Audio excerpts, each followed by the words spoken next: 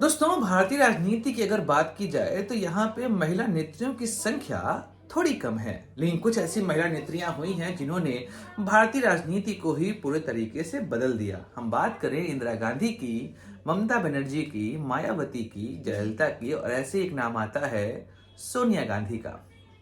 भारतीय राजनीति को सोनिया गांधी ने बहुत हद तक बदल के रख दिया। ऐसे कंडीशन में आज जब उन्होंने रायपुर अधिवेशन में कहा कि अब वो शायद भारतीय राजनीति में सक्रिय रूप से कार्य नहीं करेंगी, तो ऐसे में उनकी कुछ उपलब्धियों के विषय में तो चर्चा करना बनता है। आलोचनाएं भी होंगी, कई सारी आलोचनाएं हैं सोनिया गांधी के लिए, कई सारे आरोप लगे हैं उनके ऊपर, उस पर चर्चा हम लोग किसी और वीडियो में करेंगे। पर आज जो हम लोग बात करने वाले हैं वो सोनिया गांधी की उपलब्धि के विषय में करने वाले हैं, और वो जो उपलब्धियां हैं उनके विषय में पूरी चर्चा आज चलेंगे। तो मैं सुधांशु और आप देख रहे हैं द स्वदेश।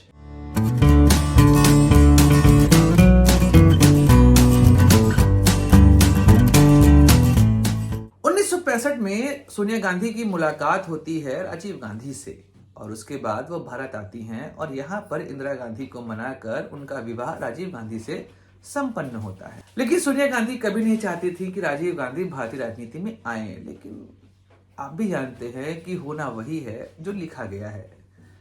संजय गांधी की आकस्मिक मृत्यु होती है, और उसके बाद जब ऑपरेशन ब्लू स्टार के बाद सिखों के अंदर इंदिरा गांधी को लेकर नेगेटिव सेंटीमेंट डेवलप हुआ था, उस वजह से इंदिरा गांधी की 1984 में गोली मारकर हत्या कर दी जाती है। तो ऐसे में उस समय भारत के राष्ट्रपति थे ज्ञानी जैल सिंह, उनके पास कोई ऑप्शन नहीं बचा। उस समय राजीव गांधी प्रणब मुखर्जी के साथ कलकत्ता में थे। उनको फोन मिलाया जाता है और बताया जाता है कि इंदिरा गांधी नहीं रही, उनकी हत्या हो गई है। राजीव गांधी आन फान में प्लेन पकड़कर प्रणब मुखर्जी के साथ दिल्ली आते हैं और राष्ट्रपति अपने अधिकार का प्रयोग कर कर राजीव गांधी को भारत का प्रधानमंत्री नियुक्त करते हैं।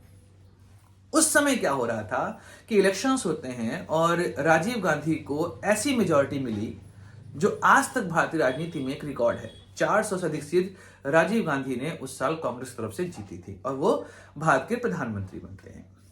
उसी समय श्रीलंका में वहां के जो सिहाला कम्युनिटी है और तमिल कम्युनिटी है, इनके बीच में गृह युद्ध चल रहा था।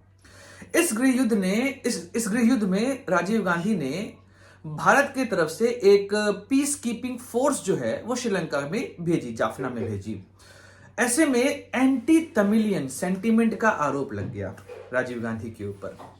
और बाद में 1991 में जब चुनाव चल रहे थे और राजीव गांधी दक्षिण भारत जाते हैं प्रचार करने के लिए, ये अलग बात है, इंटेल था कि राजीव गांधी के ऊपर हमला हो सकता है, और वो हमला हुआ और राजीव गांधी की मृत्यु हो जाती है।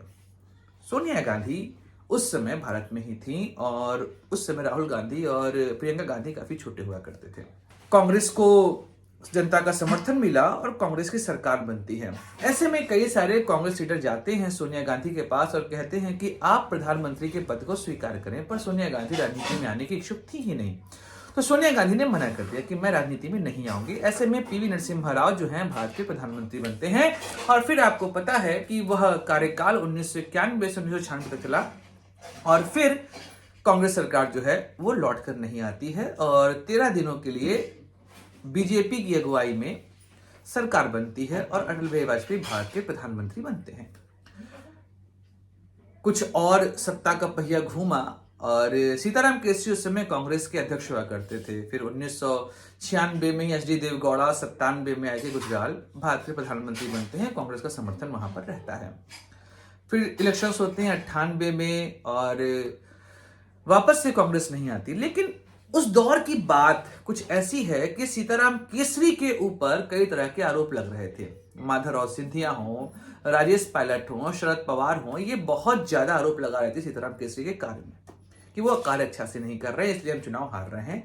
ऐसे में सोनिया गांधी 1997 में जब कलकत्ता अधिवेशन होता है कांग्रेस का, उसमें कांग्रेस की सदस्यता वो ग्रहण करती हैं, और फिर कांग्रेस का कायाकल्प होता है। यह अलग बात है कि 1998 और 1999 के चुनाव में कांग्रेस को हार मिलती है। 2004 एक ऐसा साल जिसने यह सोचा भी नहीं था कि भारत में कांग्रेस की वापसी होगी। भारतीय जनता पार्टी के द्वारा जो एनडीए की सरकार चल रही थी, उसमें एक मुद्दा दिया गया, इंडिया शाइनिंग। लेकिन बीजेपी सत्ता में लौटकर नहीं आती है, और 2004 के चुनाव में कांग्रेस की सरकार बनती है और यूपीए का गठन होता है। और ऐसे में 2004 से 2009 तक कांग्रेस सरकार चलती है भारत में। और उस समय कई बार ऐसा हुआ था कि सोनिया गांधी भारत की प्रधानमंत्री बन सकती थी, लेकिन सोनिया गांधी के विदेशी मूल का मुद्दा पूरे भारत में बड़े जोरों शोरों से उठा था।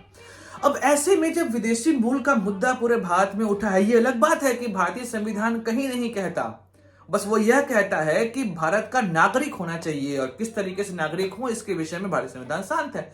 5 तरीके से नागरिकता मिलती है। इन 5 के आधार पर अगर भारत के नागरिक हैं तो आप भारत के प्रधानमंत्री बन सकते हैं या कोई भी पोस्ट अटेन कर सकते हैं। ऐसे में कुछ भी अनकॉन्स्टिट्यूशनल नहीं था वहां पर।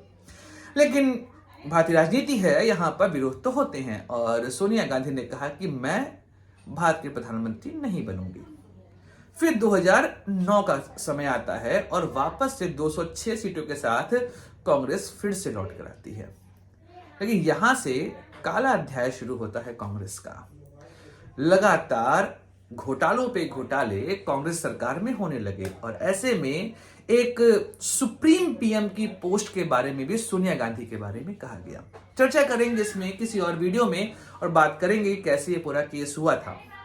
और 2009 से 2014 तक कांग्रेस सरकार चलती है और सोनिया गांधी उस समय सुप्रीम पीएम के फॉर्म में काम करती हैं। मनमोहन सिंह तो केवल उनकी छाया में काम कर रहे थे। और 14 के इलेक्शन में कांग्रेस का सुपड़ा साफ होता है। और ऐसे में पहली बार ऐसा हुआ कि कांग्रेस 100 सीटों के नीचे आ चुकी थी। 100 क्या 50 के नीचे कांग्रेस थी उस समय। और 10% सीट भी ना होने के कारण विपक्ष का पद भी उनके हाथ से चला गया था। तो ऐसे में सोनिया गांधी का कार्यकाल काफी विवादास्पद रहा। वो लगातार कांग्रेस के अध्यक्ष रहीं। आगे चल के उन्होंने यह अध्यक्ष का पद ट्रांसफर किया अपने बेटे को, राहुल गांधी को, लेकिन वह भी काफी अच्छा काम नहीं कर पाए। और फिर वर्तमान में तो मल्लिकार्जुन खड़गे जो हैं वो कांग्रेस के अध्यक्ष हैं। लेकिन सोनिया गांधी ने भारतीय राजनीति का कायाकल्प तो किया और भारतीय राजनीति में वह एक ऐसी महिला है जिन्होंने यह दिखाया कि नेतृत्व कैसे किया जाता है। तो ऐसे में सोनिया गांधी ने अगर भारतीय राजनीति से संन्यास लेने का मन बनाया है तो यह एक तरीके से भारतीय राजनीति में एक अध्याय के खत्म होने का दौर कहा जाता है। लेकिन भारतीय राजनीति में उनके द्वारा दिया गया योगदान कभी भी खारिज नहीं किया जा सकता। तो मैं हूं आपका दोस्त सुधांशु, आप देख रहे थे द स्वदेश।